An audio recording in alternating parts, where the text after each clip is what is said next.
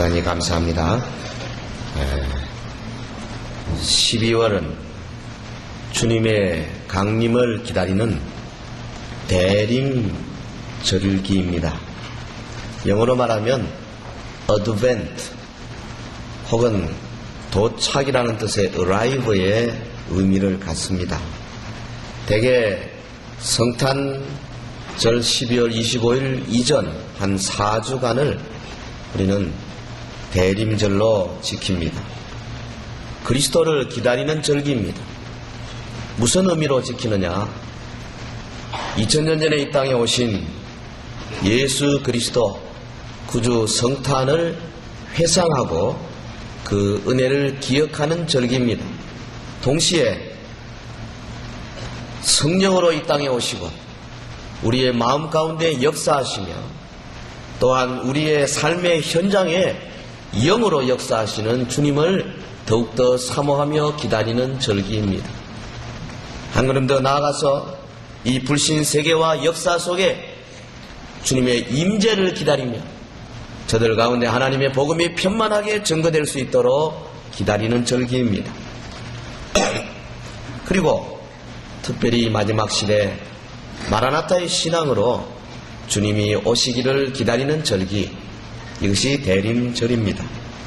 다른 말로 하면 겨울철의 사순절이라고 말할 수가 있습니다. 오늘 본문 요한계시록 5장은 이런 의미에서 우리 대림절에 매우 적절한 구절이로 생각이 됩니다. 한 해를 마감하면서 주님의 강림을 기다릴 때에 요한계시록은 많은 것을 우리에게 시사하고 있습니다. 인류 구원의 드라마, 전 성경의 역사라 한다면은 요한계시록은 마지막 결론의 장이라고 말할 수가 있을 것입니다. 저자인 사도 요한은 AD 90년대 초반에 복음을 인해서 반모라고 하는 지중해 외딴 섬에 유배되어 있었습니다. 어느 주일날 하늘이 열리는 놀라운 경험을 했습니다.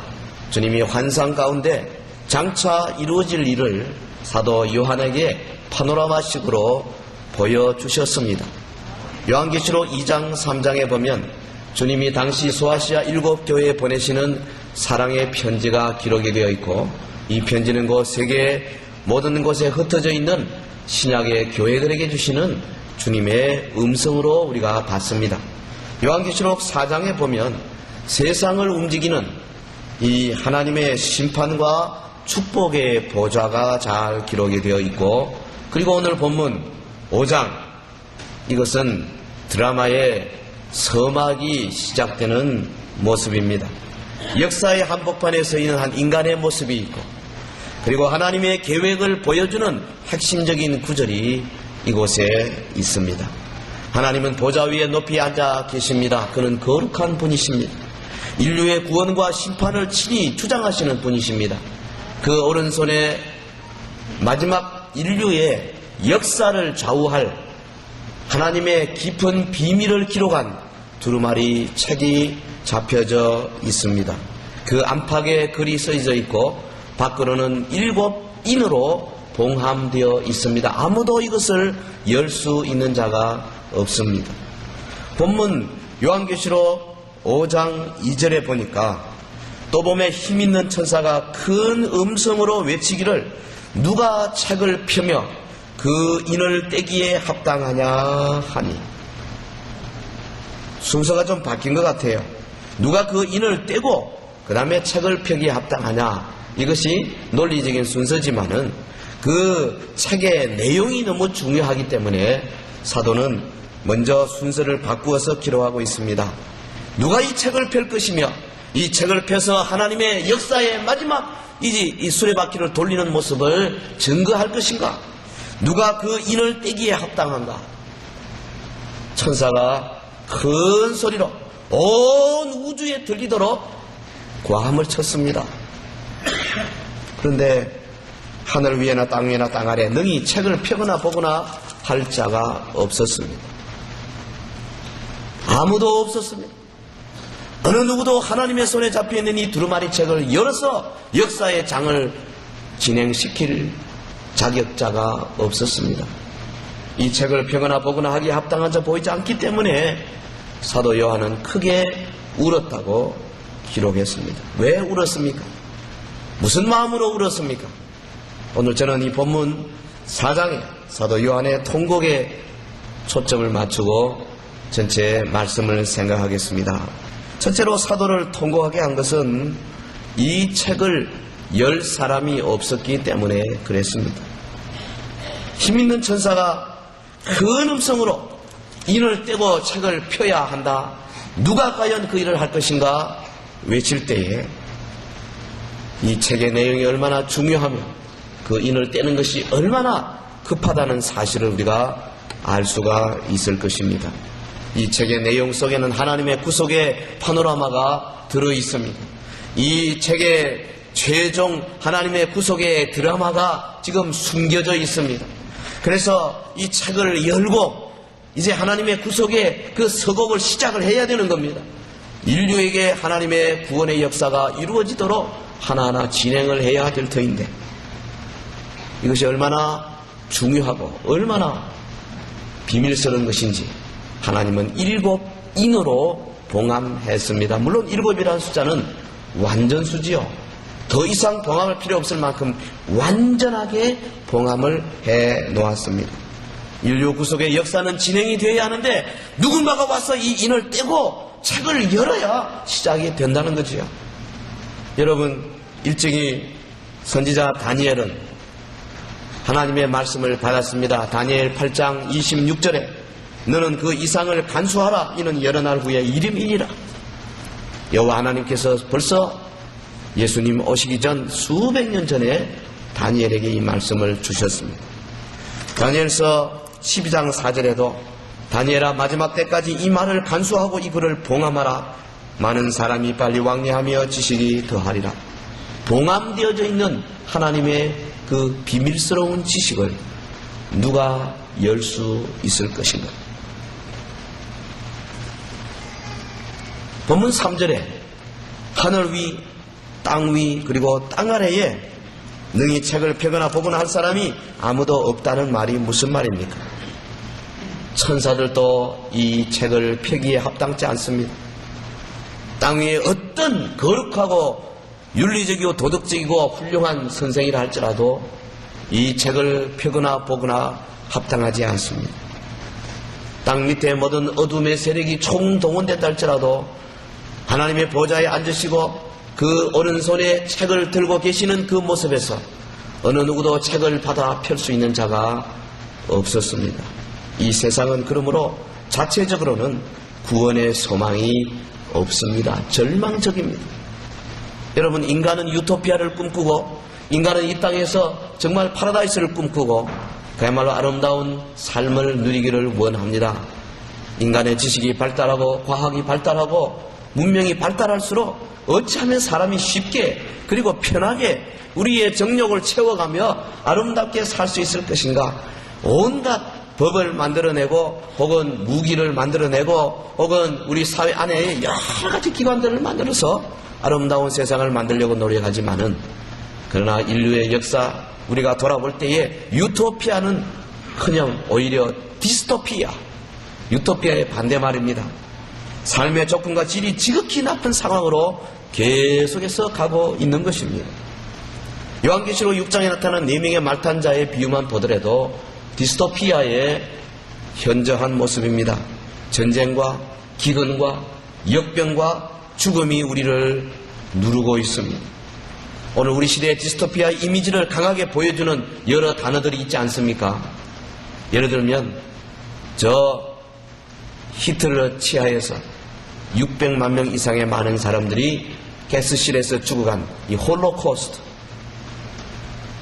폭탄 하나로 수십만 명의 사람이 목숨을 잃어간 히로시마, 혹은 동족 상잔의 비극으로 총뿌리를 겨누고 수백만 명 무참히 죽여낸 6.25 전쟁, 혹은 현대의 보스니아, 그리고 르완다, 이런 단어들은 이 시대 인류가 아무리 유토피아를 꿈꿔도 결국은 디스토피아로 마감할 수밖에 없다는 엄숙한 현실을 우리에게 보여주고 있습니다.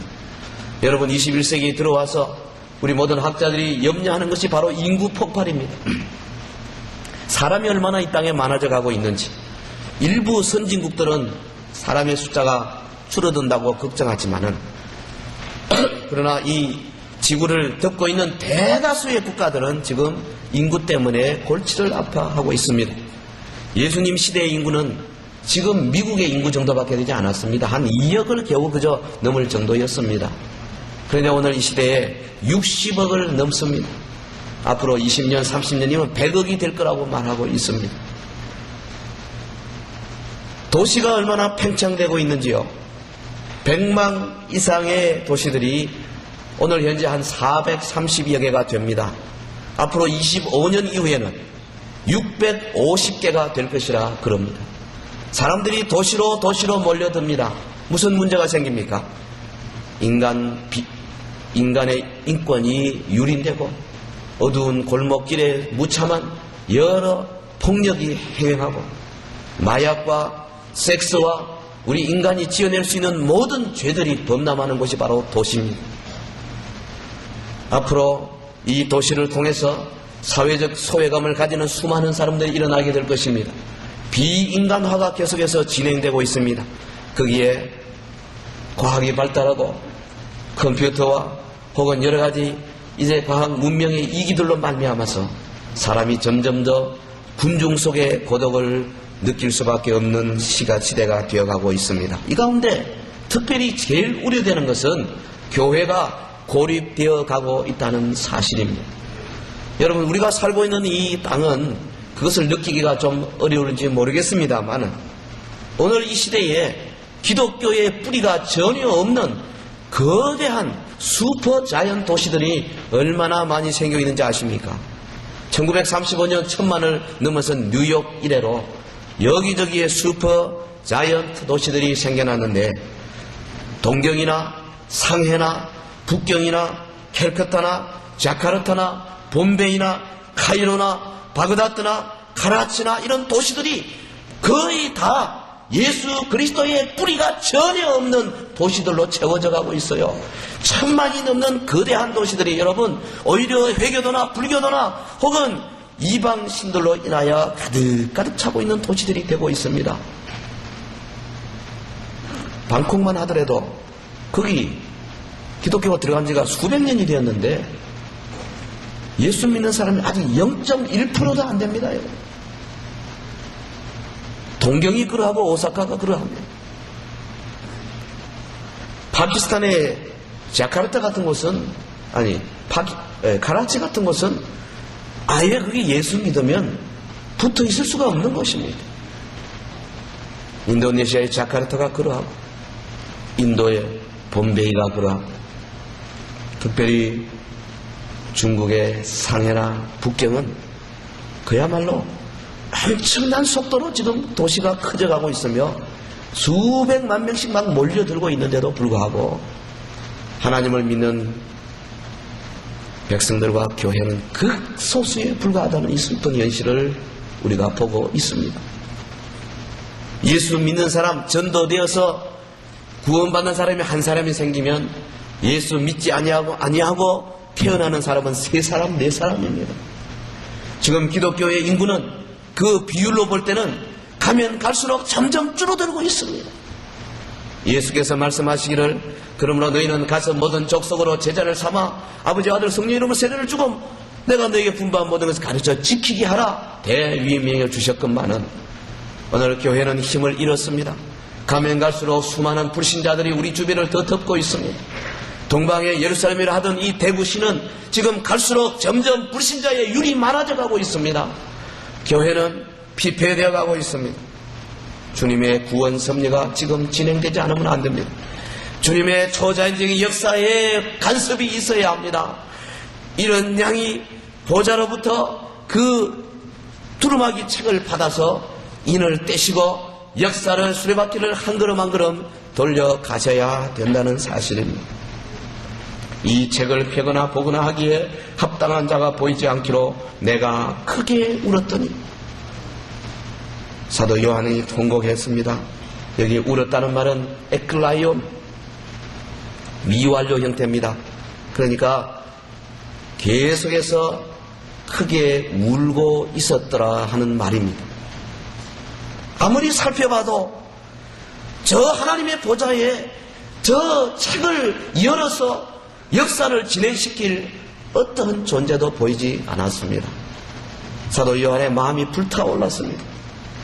성도의 구원이 빨리 이루어져야 할 텐데, 악인의 심판이 빨리 이루어져야 할 텐데, 이 땅에 하나님의 영광이 나타나야 할 텐데, 요한계시록 4장 1절에 하나님께서 이제 말씀하시기를 올라오라, 이후에 마땅히 될 일을 내가 내게 보이리라 약속의 말씀을 주셨는데, 마지막 시대에 하나님의 약속, 이 계시가 열려지고 하나님의 놀라운 구원의 섭리가 빨리 완성이 되어야 할 터인데, 사도 요한의 마음이 급했습니다. 가슴이 뜨거웠습니다. 그는 울고 또 울었습니다.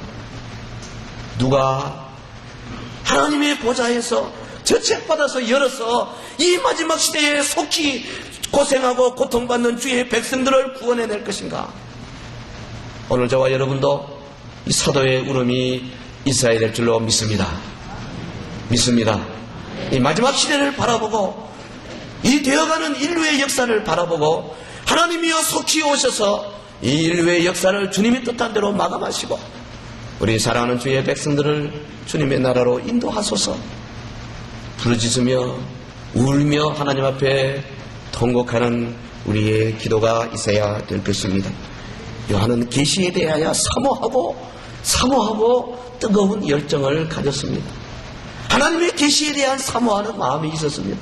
오늘 현대 교회는 라오디게아 교회처럼 뜨뜻미지근하여 사모하는 마음이 부족하고 뜨거운 마음이 부족하고 통곡이 부족하고 하나님의 계시에 대하여 열망이 너무 부족하지 않은가, 이런 생각이 들어요. 그래 우리 주님께서 라오디게아 교회를 향하여 크게 책망했지 않습니까? 내가 뜨겁거나 차거나 해라. 하나님의 계시에 대해서 열정을 가져라. 주님의 어린 양 통하여서 역사하시는 하나님의 놀라운 손길에 대하여 기뻐하고 즐거워하고 기대하고 또한 소망해라. 주님을 사랑하고 하나님에 대한 사랑이 있고 뜨거운 열망이 있는 사람은 우리 요한의 심정이 될 수 있을 것입니다. 이 책을 펴거나 보거나 하기에 합당한 자가 보이지 않기로 내가 크게 울었더니, 장로 중에 하나가 내게 말하되 울지 말라. 유대 지파의 사자 다윗의 뿌리가 이기었으니 이 책과 그 7인을 떼시리라 하더라. 세 번째로 우리 생각하는 것은 그리스도 안에서 이루어진 구원의 성취입니다. 본문 5절에 장로 중에 하나가 요한에게 말한 말, 우리가 기억해야 될 것입니다. 유대 지파의 사자 다윗의 뿌리가 이기었다. 무슨 말입니까? 일찍이 족장 야곱을 통해서 창세기 49장 9절 10절에 예언했습니다. 수천 년 전의 예언입니다. 야곱이 예언하기를 유다는 사자 새끼로다.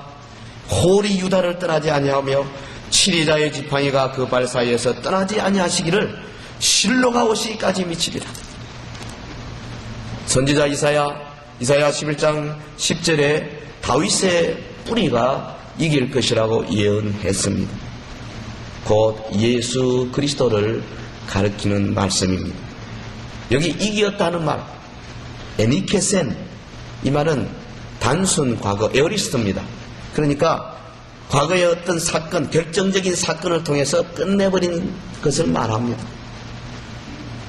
유대지파의 사자 다윗의 뿌리가 이기었다. 어디에서? 갈보리 십자가 상에서. 단숨에 모든 세상의 문제를 해결할 수 있는 하나님의 유일한 방법으로 완성하셨다. 그래서 그 이후로 모든 사람들이 이 위대한 구원의 소식 앞에 감사하며 그 구원의 소식에 또한 혜택을 받을 수 있게 되었다, 그 말이죠. 일찍이 창세기 3장 15절에 여자의 후손은 장차 뱀의 머리를 상하게 할 것이다, 마귀의 머리를 짓뭉개버릴 것이다, 주님이 예언하신 것처럼 마침내 갈보리 산상에서 우리 예수님 자기를 희생함으로 말미암아 이 위대한 구속의 사역을 완성하게 되신 겁니다. 본문 6절에 보면 요한이 다시 한번 눈을 들어서 놀라운 광경을 바라보는 모습입니다. 내가 떠보니 보좌와 내 생물과 장로들 사이에 어린 양이 있었는데 일찍 죽임을 당한 것 같더라. 7뿔과 7눈이 있으니 이 눈은 온 땅에 보내심을 입은 하나님의 7 영이더라. 얼마나 놀랬겠어요. 요한은 사자의 모습을 아마 생각했을 것입니다. 다윗의 뿌리가 이기었다. 유대의 지파의 사자가 이겼다. 그런데 그의 눈에 들어오는 광경은 사자가 아니고 어린 양의 모습입니다. 여기에 기독교의 파라독스가 있습니다. 자기를 희생하고 자기를 내어놓고 자기의 물과 피를 다 쏟아서 희생 제물이 되신 바로 그분이 유대 지파의 사자요 또한 다윗의 뿌리가 되는 것입니다. 일찍 죽임을 당한 어린 양이라 그랬습니다. 희생 제물 되신 어린 양이십니다. 요한복음 1장 29절에 세례 요한이 외치기를 보라 세상 죄를 지고 하는 하나님의 어린 양이로다. 그는 실로 우리의 죄를 지고 가는 어린 양이었습니다. 그 몸에는 아직도 죽은 흔적이 남아 있었습니다. 양손 양발에 대못의 흔적이 있었습니다. 옆구리에 창 흔적이 있습니다. 하나님의 아들 예수 그리스도 비록 그가 위대한 능력을 가지신 분이셨지만은 그러나 오히려 어린 양 대신 일찍 죽음을 당한 어린 양의 모습으로 나타나셨습니다. 그 몸에 죽었던 흔적이 있는 것처럼 그가 십자가상에서 뿌린 그 보혈의 능력은 계속적으로 효험이 있고 지금도 믿는 모든 자들을 하나님의 백성으로 만들어가고 계시는 것입니다. 그에게 7뿔과 7 능력이 있다 그랬습니다. 7뿔은 힘과 능력을 의미하고 7 눈은 또한 지혜와 통찰의 영고 성령을 의미합니다. 어린 양 되신 예수 그리스도 그는 일찍 죽임을 당하시고 모든 세상의 죄값을 다 치르시고 모든 인류를 구원해낼 수 있는 위대한 존재가 되셨습니다. 이분만이 이 책을 펴서 보기에 합당한 자인 것입니다. 본문 7절에 보면 어린 양이 나와서 보좌에 앉으신 이의 오른손에서 책을 취하시니라. 우리 예수 그리스도, 저와 여러분이 그리도 사랑하는 예수 그리스도 이제 보좌에 가셔서 아버지로부터 최후 모든 세상을 심판할 수 있는 심판주의 권한을 위임받으셨습니다.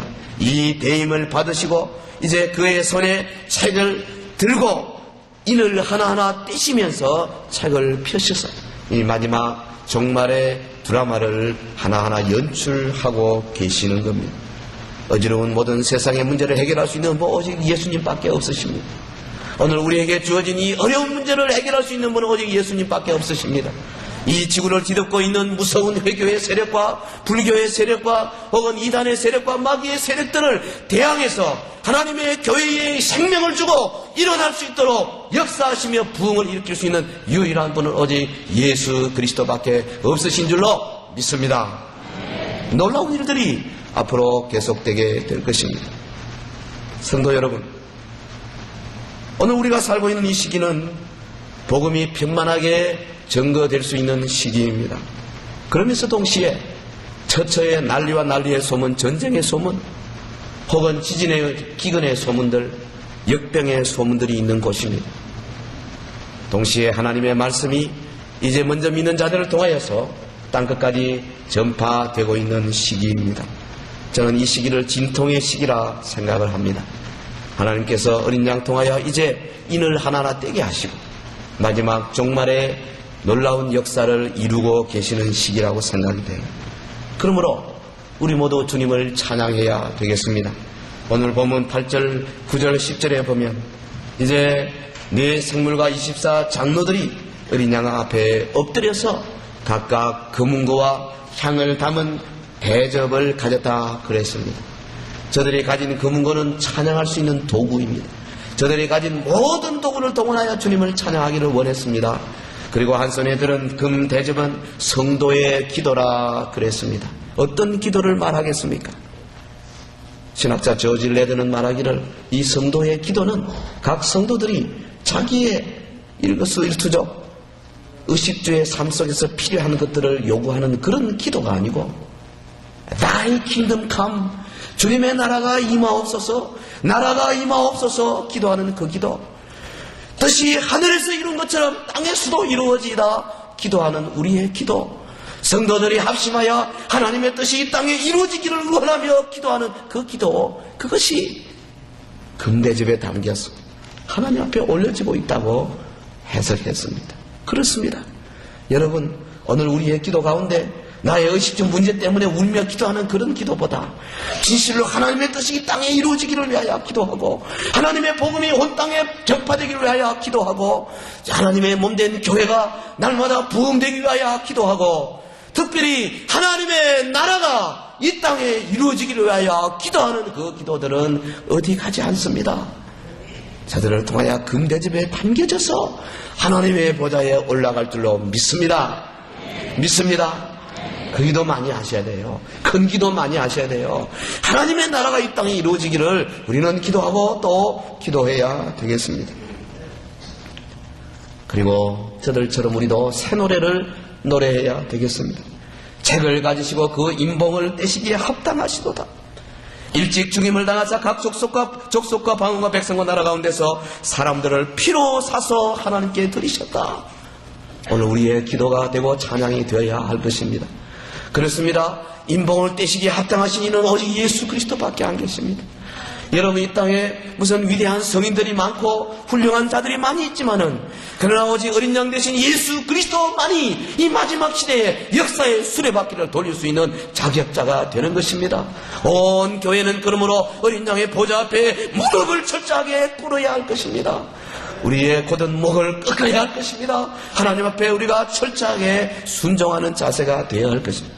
그리고 사람들을 피로 사서 하나님께 드리신 어린 양을 노래해야 될 것입니다. 여러분, 저와 여러분을 피로 사서 하나님께 드리셔서 우리로 하여금 하나님의 소유가 되게 만드셨습니다. 특별히 우리로 하나님 앞에서 나라와 제사장을 삼으셨습니다. 사람들 전체적으로는 나라를 삼으셨습니다. 개인적으로는 제사장을 삼으셨습니다. 저희가 바로 하나님의 나라입니다. 우리가 바로 하나님의 제사장입니다. 만인 제사장. 우리 한 사람 한 사람이 하나님 앞에 직접 나가서 기도할 수 있는 권리를 갖고 있습니다. 오늘 우리의 거룩한 삶을 통해서 이 세상에 하나님의 뜻이 무엇인가를 보여줄 수 있는 놀라운 특권을 가졌습니다. 세상에 하나님의 복음을 받지 못하고 빛 가운데 있지 못하는 자들을 가서 우리가 가진 이 빛으로 저들을 권유해서 예수 그리스도의 빛 안으로 오게 할 수 있는 이 제사장의 직분을 우리가 가졌습니다. 저희로 우리 하나님 앞에서 나라와 제사장을 삼으신 우리 어린 양, 우리가 어린 양을 찬송하리로다. 저는 이렇게 날마다 기도해야 될 것입니다. 여러분, 대림절기에 우리는 단순히 아기 예수로 오신 예수님을 기다리는 것이 아닙니다. 예수님은 다시 어린 아기로 오지 않습니다. 다시는 저 베들레헴 말 구유로 오지 않습니다. 다시는 겨우 강보에 쌓여서 그저 초라한 모습으로 당시에 천한 사람들이었던 몇 사람의 목동에게만 보여주는 그런 존재로 오지 아니하실 것입니다. 다시는 우리 주님 오셔서 헤롯왕의 세례에 의해서 애굽으로 피난가는 그런 연약한 모습이 되지 아니할 것입니다. 그는 왕중왕으로 만주의 주로 이 땅에 오실 것입니다. 그는 구름을 타고 오실 것입니다. 그는 천사장의 호령과 하나님의 나팔 소리로 우리 가운데 임하여 주실 것입니다. 할렐루야. 우리는 마라나타 주님을 바라보고 달려나가 주를 맞이할 준비를 갖춰야 할 것입니다. 역사의 수레바퀴를 돌리신 우리 주님 앞에 여러분, 그동안에 우리의 찬송이 얼마나 연약했습니까? 진실로 우리의 마음 가운데 주님의 나라가 임하옵소서 기도하며 찬송하는 마음이 있습니까? 진실로 하나님의 뜻이 하늘에 이루어진 것처럼 땅에서도 이루어지다, 나의 삶을 통하여 하나님의 역사가 이루어지다 기도하는 자세로 살고 있습니까? 오늘 이 대림절기에 주님 오심을 기다리면서 다시 한번 우리의 삶 속에 하나님의 놀라운 능력이 나타나서 우리 교회도 큰 음성으로 새 노래로 주께 노래할 뿐 아니라 우리 교회가 전체적으로 제사장 직분에 충실해서 이 대구 경북 지방 일대뿐 아니라 온 세계로 하나님의 복음의 나팔을 크게 부는 아름다운 교회 되기를 주의 이름으로 축원합니다. 기도하십시다. 우리 한번 합시다.